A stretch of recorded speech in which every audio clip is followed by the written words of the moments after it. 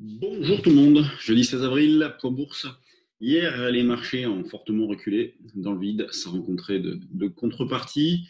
On a toujours cette alternance hausse-baisse. Le repli en Europe a été de l'ordre de 3,5-4%. Aux États-Unis, c'est des baisses autour de 1,5-2%, donc un petit peu moins importantes. On a actuellement un 4376 points sur le futur CAC 40. Demain, ça sera d'ailleurs l'échéance. Donc, c'est une mensuelle, hein, donc ça concerne que le futur CAC, mais ça concerne les options de plusieurs marchés, notamment les options stocks, les options DAX. Donc, ce matin, on a déjà vendu. Donc, le CAC à 4413.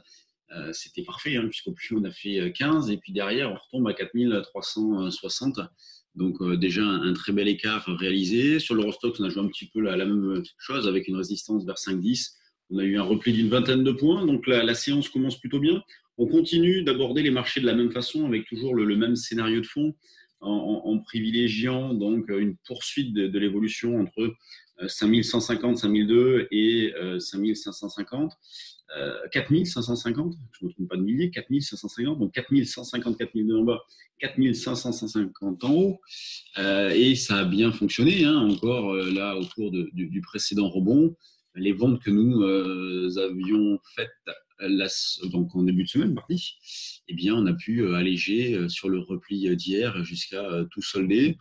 Donc, toujours cette alternance des marchés qui manquent de conviction, et c'est normal au vu de la période. Donc, il faut continuer de naviguer à vue. Nous, on favorise toujours ce scénario-là. Ce qu'on a vendu ce matin, on a déjà pu le racheter. On va se replacer en double top donc vers 4410-15 pour vendre. Sur l'Eurostoxx, on va jouer de la même façon avec une vente en double top vers 2815. Et concernant les ventes à découvert, on a l'Espagne, la France, la Belgique, l'Autriche et la Grèce qui ont décidé de prolonger l'interdiction de la vente à découvert jusqu'au 18 mai.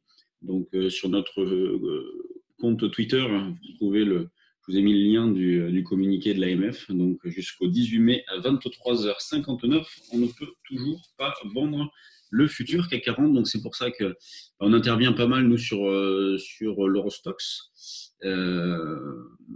C'est d'ailleurs dans le trade du jour dynamique, bon, on fait des propositions sur l'Eurostoxx. Le DAX, eh bien, on va prendre le double top pour vendre aussi, hein, donc 12 430, 40. Voilà, on n'a pas vendu le DAX, on était placé un petit peu plus haut ce matin, plutôt dans cette zone-là, vous voyez, à proximité des 480, 500. Donc, on n'a pas vendu le DAX. On a frôlé le grand chelem, mais c'est pas fait. Donc, vendre en double top maintenant pour rapprocher le niveau. L'eurodoll, eh bien, on continue de travailler vendeur. Donc là, il n'y a pas du tout de changement sur la stratégie. Vendre en double top avec hier soir, vers un 0,93540. C'est vrai que partant d'un 0,860, ça fait un petit peu loin. On verra pour le rapprocher. Peut-être que sur le trade du jour dynamique, je mettrai une vente à un moment donné vers un 0,9, 10, 20, cette résistance-là qu'on voit assez facilement. Donc, tout dépend d'où on part, à quelle heure on remonte, mais dans un délai assez court, on pourrait tenter des choses comme celle-là. On fait une formation Forex là, d'ici 40 minutes. Donc, toute la journée, on va décortiquer notre stratégie sur l'euro-dollar notamment, notre méthode de travail, nos process de réflexion. Donc, on va passer toute la journée avec les participants, donc stage en ligne, hein, donc tous les stages évidemment en ce moment on les fait en ligne. Et les prochains, ça sera option et futur. Donc la semaine prochaine, fin de semaine prochaine, option et début de la suivante, futur. Voilà ce qui concerne nos prochains événements. Donc toujours baissier sur les indices, baissier sur l'eurodoll aussi, un petit tour du côté des actions. Donc avec quelques résultats ce matin, on a Biomérieux par exemple qui a sorti ses chiffres, donc avec un chiffre d'affaires en forte hausse, hein, 20%, donc du fait de la demande exceptionnelle en test de biologie moléculaire. On a Manitou qui annule son dividende, on a les chiffres de Virbac aussi, donc chiffre d'affaires premier trimestre en repli de quasiment 15%. Donc sur les actions, sur les valeurs, commençons par les valeurs du CAC. On a donc Technip plus forte hausse, 5 et quelques pourcents. On a Airbus, les bancaires donc qui sont bien. Oui, bon, attends, sur le fond, elles font la gueule, mais aujourd'hui, elles surperforment un petit peu. Le CAC, il est ici, 0,66 de hausse, 147 millions, il est 9h30, vous voyez, pas de volume. Et justement, vous voyez, c'est très politique, cette interdiction de vendre à découvert. Il faut voir comme les vendeurs, comme des apporteurs de liquidités aussi, hein, ils contribuent à la fluidité dans les échanges. Donc là, du fait de leur absence, en tout cas de leur report sur d'autres marchés, vous avez des volumes qui diminuent, un manque de densité un peu plus important, et donc des écarts encore plus violents pour pas grand-chose. Il faut le voir comme ça.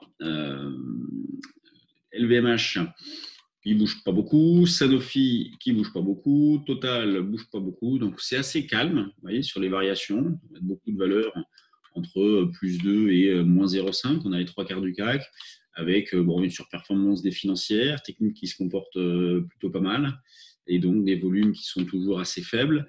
Dans les screeners, ça bouge toujours autant, il y a beaucoup de valeurs, hein.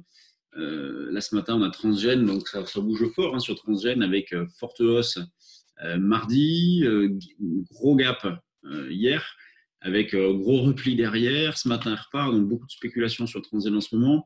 Prodways aussi qui bouge fort. Olot, ouais, c'est pas mal. Ouais. Bon. Air France, Air France, c'est longtemps que je ne l'ai pas regardé. Air France, les moyens mobiles se sont croisés, le signal n'a pas déclenché, puis il revient en arrière. On a fait un joli contre-signal, et pour le reste, donc des valeurs à la baisse, donc moyennement d'intérêt sur les valeurs du CAC, en tout cas des volumes faibles, une régularité, donc c'est plutôt pas mal, c'est mieux que quand ça part dans tous les sens. Parce que je le répète, hein, l'instabilité du prix, c'est quelque chose de négatif, et quand ça bouge trop vite, trop fort, c'est quelque chose de négatif. Donc c'est vrai qu'en ce moment, on a cette alternance hausse-baisse avec des mouvements violents, c'est pas très bon signe. On voit que le marché d'ailleurs a du mal à partir nettement de l'avant, hein. Il cale souvent, et pour l'instant il a tout le temps calé à l'approche des 4550. Donc on continue à travailler avec la même stratégie, la même approche. Allez, je vous laisse, on se retrouve demain pour un nouveau point bourse, et puis là on va faire le stage donc de 17h à 18h. Salut tout le monde.